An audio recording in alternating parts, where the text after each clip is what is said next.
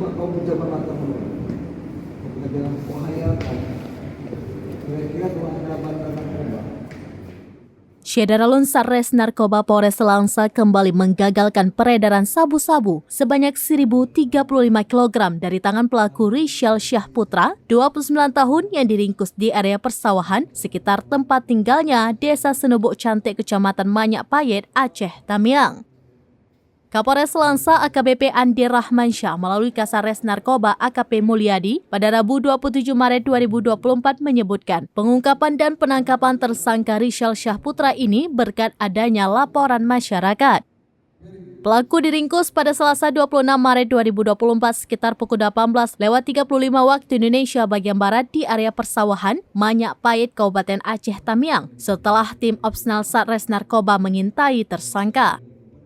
Anggota unit opsional dipimpin langsung Kasares Narkoba yang tiba ke lokasi pada pukul 18.30 waktu Indonesia bagian Barat melihat beberapa pria yang dicurigai sedang melakukan transaksi jual beli narkotika jenis sabu. Namun saat dilakukan penggerebekan hanya berhasil diamankan seorang pelaku, yaitu tersangka Rizal Syahputra, sedangkan 3 pelaku lainnya berhasil kabur. Sabu terbungkus dengan plastik teh berwarna gold asal Cina yang disembunyikan pelaku di bawah jok sepeda motor merek Honda Beat. Tersangka mengaku narkotika itu akan dijual kepada seorang yang tidak dikenalinya yang datang bersama dengan 2 temannya. Apabila sabu tersebut laku terjual, maka tersangka mendapatkan upah atau fee sebesar 15 juta rupiah dari bandar atau pemilik narkotika itu.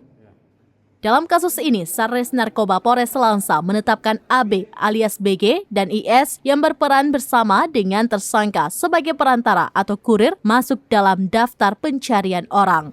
Bahasa Indonesia Indonesia lah biar orang lain tahu ya. Ya.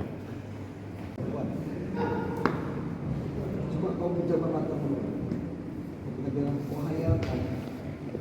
Dari Langsa, Zubir, serambinews.com. Download Tribun X sekarang. Menghadirkan lokal menjadi Indonesia.